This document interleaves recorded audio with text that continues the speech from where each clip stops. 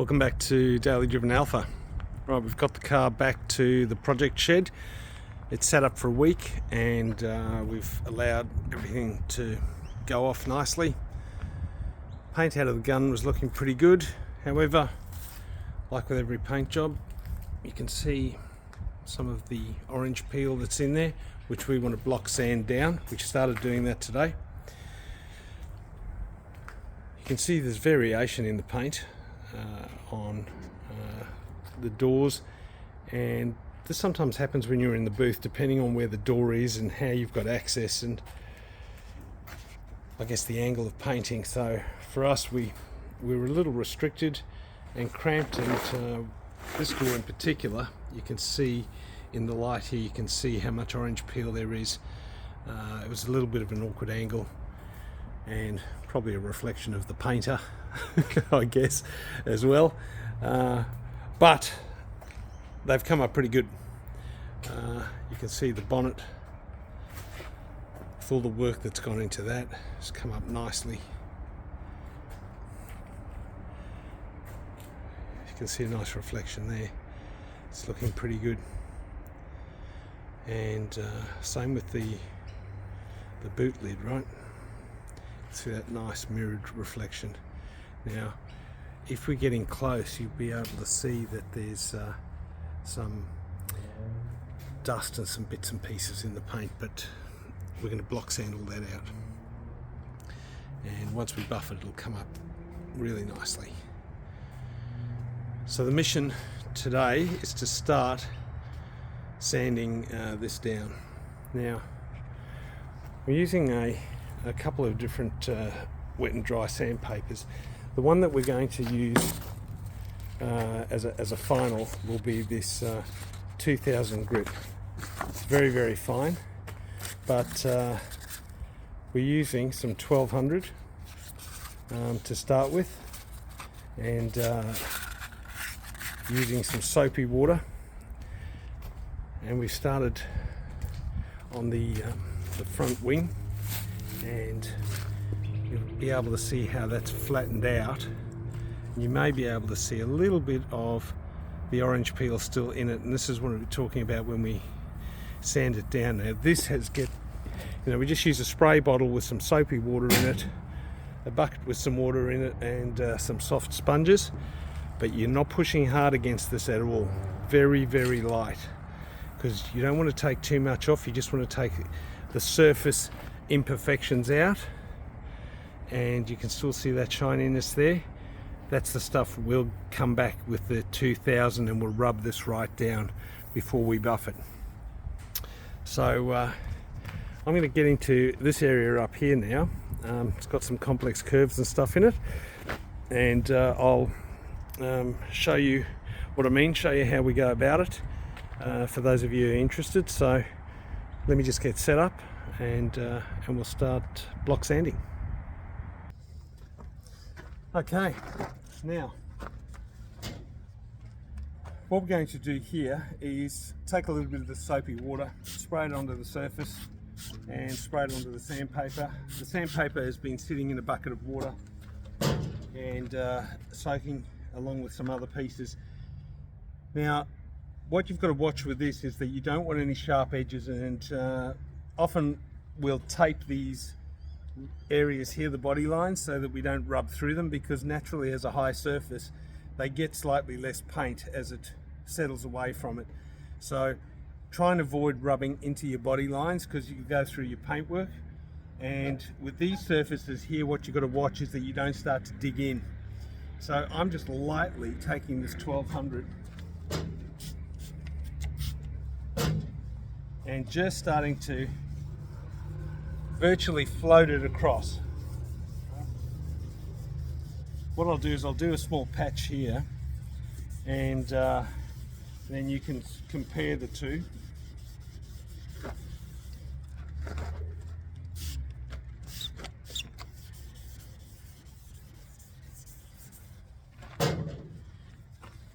This is a very slow process, so take your time when you're doing this, and go gently. You can always take a little bit more paint off.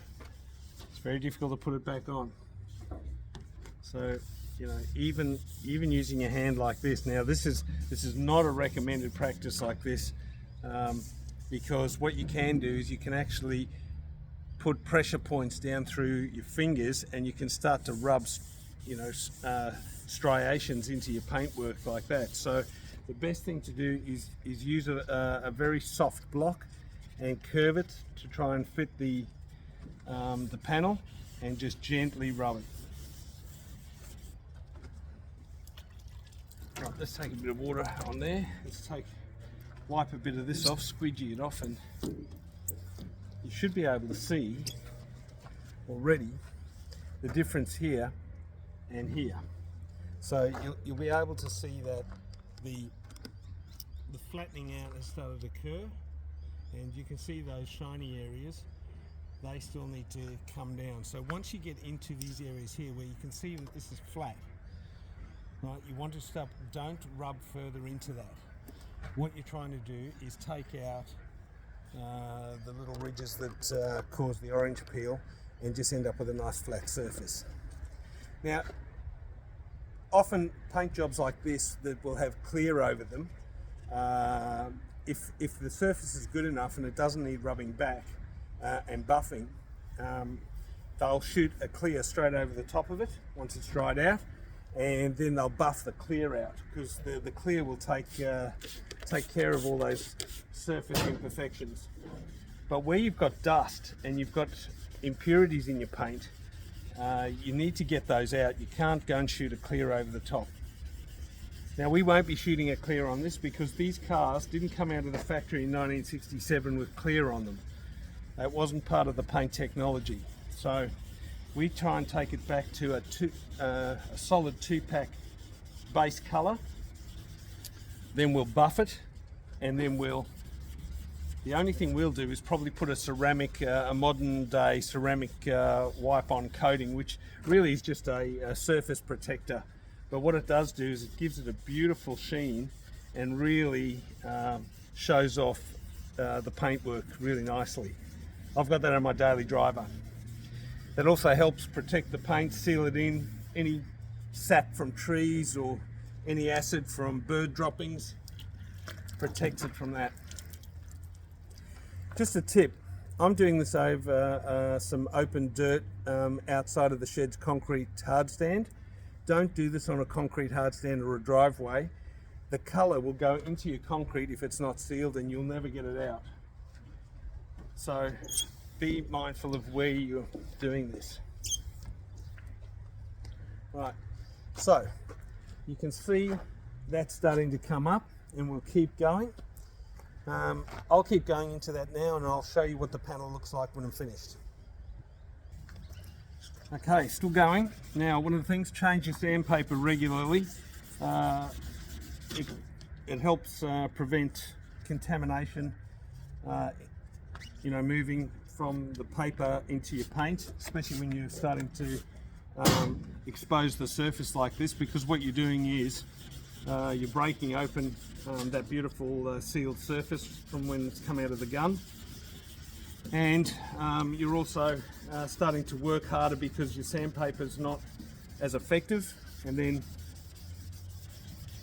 the temptation, because you're not getting the desired result, is you start pushing a little bit harder. Now, if you do that, you can start creating issues with your surface. So you can see when you wet it up, it looks fantastic, and that's once we buff it and we put ceramic on, that's the sort of look that we're looking for.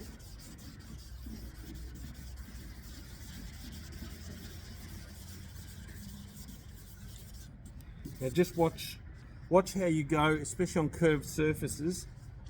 If you rub flat across that, you'll find that you'll put pressure in one area rather than another, and or you won't put an even pressure on, and so that can create uneven wear from the sandpaper into your paint.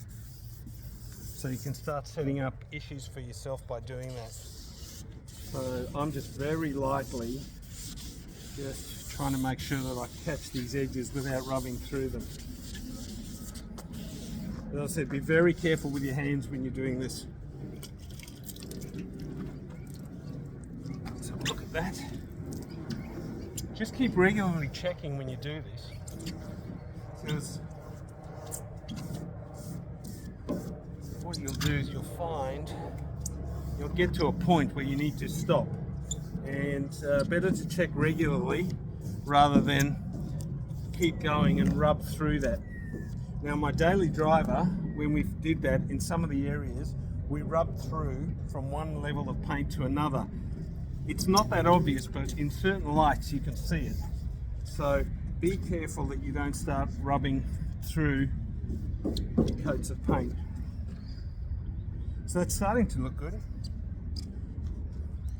I might change to a 2000 grit and give that a go, and I'll come back to you. Okay, now with this 2000 grit, it is, when you feel it, it just feels like normal paper.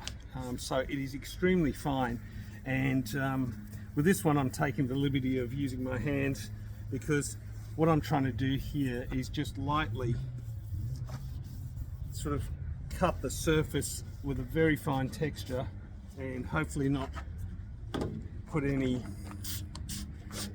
striations in there from my fingers.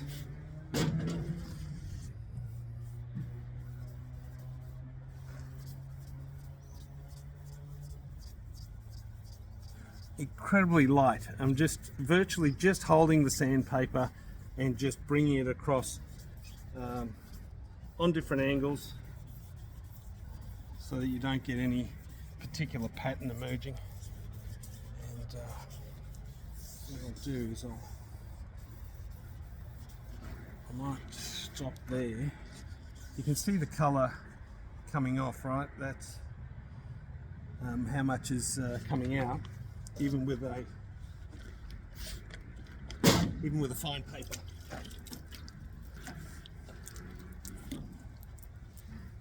What we're going to do once we do this is we're going to seal this paint up,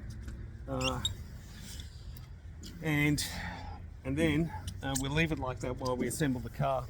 When we get to final assembly and the car's ready, we'll then give it another once over, take these, because we're going to wax it just to seal it, and then we're going to use a cutting compound and we'll buff it, so that'll give it the final finish. So this is just an interim stage. Now you might be able to see then how flat that is.